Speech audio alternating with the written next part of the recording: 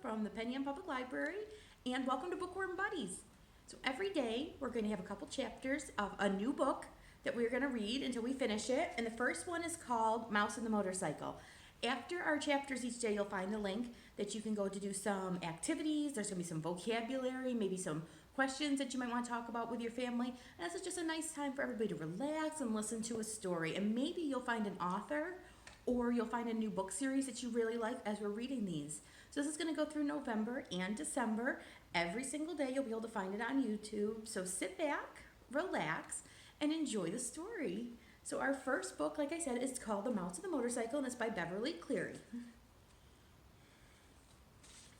Chapter 1, New Guests.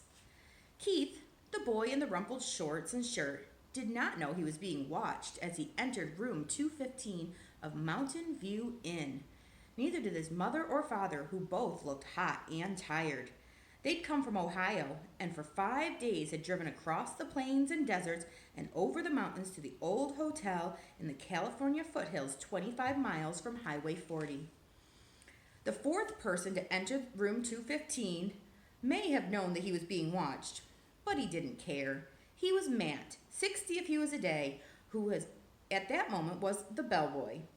Matt also had replaced worn-out light bulbs. He renewed washers with leaky faucets, carried trays for people who telephoned room service in order to get food sent to their room, and sometimes prevented children from hitting one another with the croquet mallets on the lawn behind the hotel. Now Matt's right shoulder sagged with the weight of one of the bags he was carrying. "Here you are, Mr. Gridley, rooms 215 and 216, he said, setting the smaller of the bags on the luggage rack at the foot of the double bed before he opened the door to the next room. "I expect you and Mrs. Gridley will want room 216. It's a corner room with twin beds and a private bath." He carried the heavy bag into the next room, where he could be heard opening windows. Outside, a chipmunk chattered in the pine tree and a chickadee whistled, "Fee-dee-dee." The boy's mother looked critically around room 215 and whispered, "I think we should drive back to the main highway. There must be a hotel with a vacancy sign somewhere. We didn't look long enough." "Not another mile," answered Father. "I'm not driving another mile on California Highway on a holiday weekend. Did you see the way the truck almost forced us off the road?"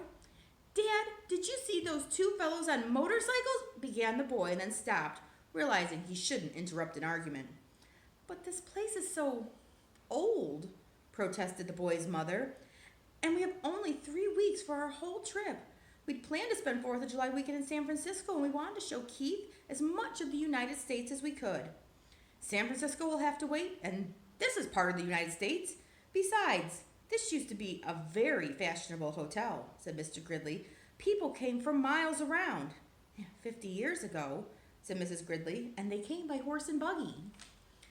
The bellboy returned to room 215. "The dining room opens at 6:30, sir. There's a ping pong in the game room, TV in the lobby, and croquet on the back lawn. I'm sure you'll be very comfortable." Matt, who'd seen guests come and go for many years, knew there were two kinds: those who thought the hotel was a dreadful old barn of a place, and those who thought it was charming and quaint, so quiet and restful. "Of course we'll be comfortable," Mr. Gridley said, dropping some coins into Matt's hand for carrying the bags. "But this big old hotel is positively spooky." Mrs. Gridley made one last protest. "It's probably full of mice." Matt opened the window wide.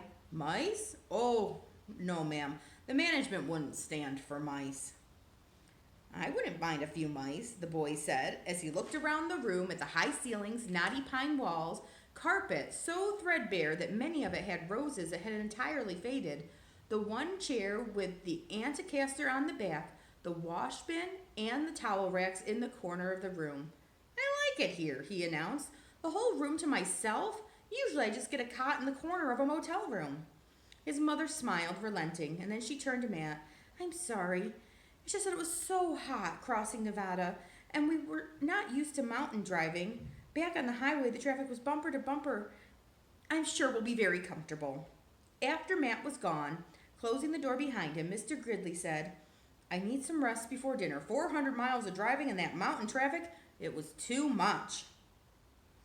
"If we're going to stay for the weekend, I better unpack, Mrs. Gridley said. At least I'll have a chance to do some drip drying. Alone in room 215 and unaware that he was being watched, the boy began to explore. He got down on his hands and knees and looked under the bed. He leaned out the open window as far as he could and greedily inhaled deep breaths of the pine-scented air. He turned the hot and cold water on and off in the wash basin and slipped one of the small bars of paper-wrapped soap into his pocket. Under the window, he discovered a knothole in the pine wall down by the floor, and squatting, he poked his finger into the hole. When he felt nothing inside, he lost interest. Next, Keith opened his suitcase and took out an apple and several small cars, a sedan, a sports car, and an ambulance about 6 inches long, and a red motorcycle half the length of the cars, which he dropped on the striped bedspread before he bit into the apple. He ate the apple noisily in big, chomping bites, and then laid the core on the bedside table between the lamp and the telephone. Keith began to play, running his cars up and down the bedspread, pretending the stripes on the spread were the highways, and made noises with his mouth for the sports car, and for the ambulance, and for the motorcycle up and down the stripes. Once Keith stopped suddenly and looked around quickly, as if he expected something or someone. But when he saw nothing unusual, he returned to his cars. Bang! Crash! The sports car hit the sedan and rolled over off the highway stripe. The motorcycle came roaring to the scene of the crash. Keith, his mother called from the next room, time to get washed for dinner. Okay. Keith parked his cars in a straight line on the bedside table besides the telephone, where they looked like a row of real cars, only much, much smaller. The first thing Mrs. Gridley noticed when she and Mr. Gridley came into the room was the apple core on the table. She dropped it with a thud into the metal trash bag beside the table, and she gave a couple quick little sniffs in the air and said, looking around perplexed, I don't care what the bellboy says. I'm sure this hotel has mice. I hope so, muttered Keith. Chapter 2, The Motorcycle. Except for one terrifying moment when the boy had poked his finger through the mouse hole, a hungry young mouse named Ralph eagerly watched everything that went on in room 215. At first, he was disappointed at the size of the boy who would occupy the room. A little child, preferably 2 or even 3 children, would have been better. Little messy children were always considerate about leaving crumbs on the carpet. Oh well, at least these people didn't have a dog. If there was one thing Ralph disliked, it was a Snoopy dog. Next, Ralph felt hopeful. Medium-sized boys can almost always be counted on to leave a sticky candy bar wrapper on the floor or a bag of peanuts on the bedside table, where Ralph could reach them by climbing up the telephone cord. With a boy this size, the food, though not apt to be plentiful, would surely be of good quality. The third emotion Ralph felt was joy when the boy laid the apple core beside the telephone. It was followed by despair when the mother dropped the core into the metal wastebasket. Ralph knew that anything at the bottom of the metal wastebasket was lost to a mouse forever. A mouse lived not by crumbs alone, and so Ralph experienced still another emotion. This time, food was not the cause of it. Ralph was eager, excited, curious, and impatient all at once. The emotion was so strong that it made him forget his empty stomach.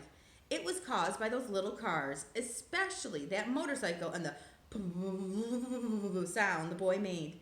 That sound seemed to satisfy something within Ralph, as if he'd been waiting all his life to hear it. Went the boy. To the mouse, the sound spoke of highways and speed, of distance and danger, and whiskers blown back by the wind.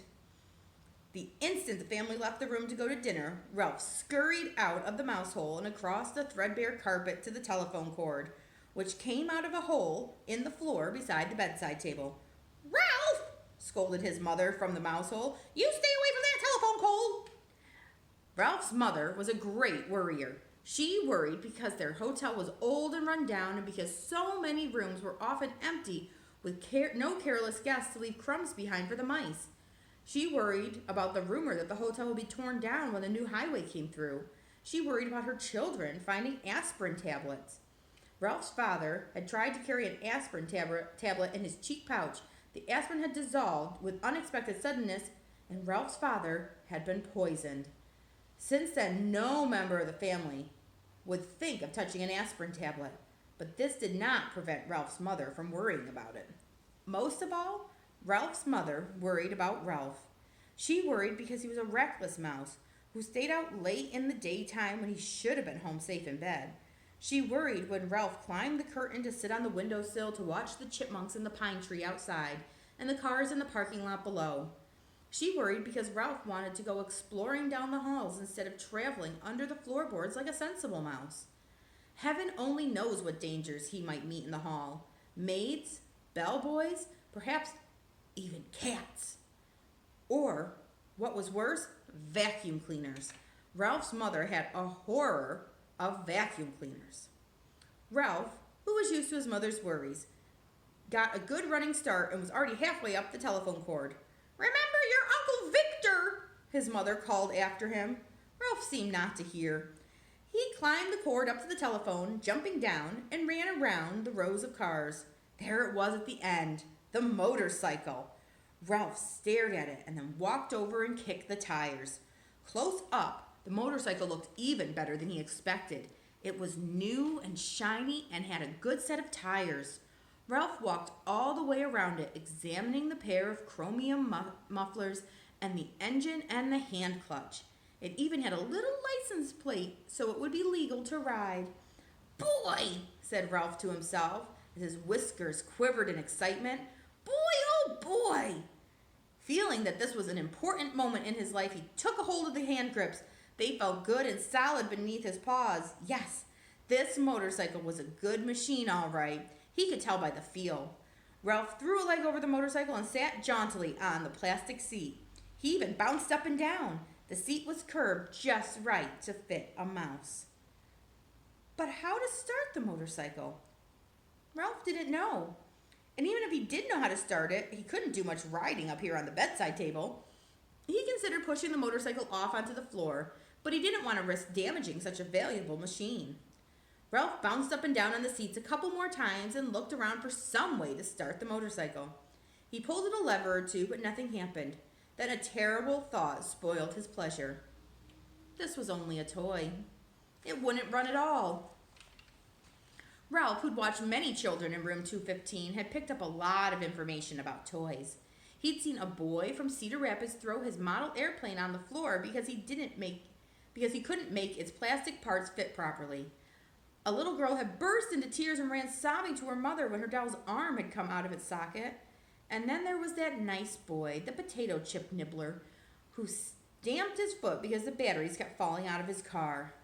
But this toy could not be like all of those other toys he'd seen. It looked too perfect, with its wire spokes on its wheels and its pair of shiny chromium exhaust pipes.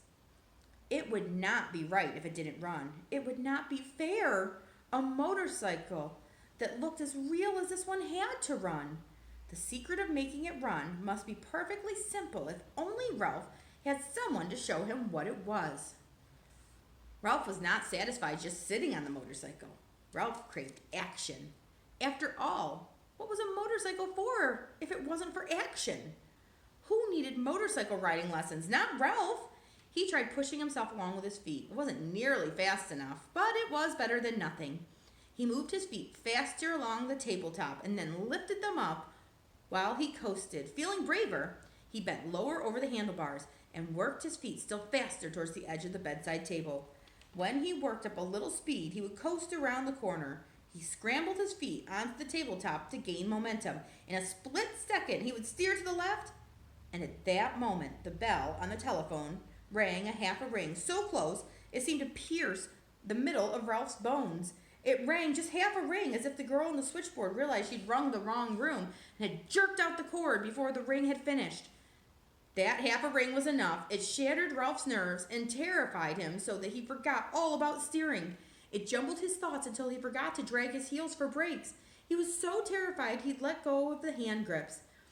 The momentum of the motorcycle carried him forward over the edge of the table. Down, down through space tumbled Ralph with the motorcycle. He tried to straighten out, to turn the fall into a leap, But the motorcycle got in his way. He grabbed in vain to the air with both paws. There was nothing to clutch, nothing to save him, only empty air. And for a fleeting instant, he thought of his poor Uncle Victor. That was the instant the motorcycle landed with a crash in the metal wastebasket, and Ralph fell in a heap beside the motorcycle and laid still. All right, that's the end of chapter 2. You can follow the link below in order to find some questions, activities, and vocabulary, and I will see you tomorrow. Goodbye, friends.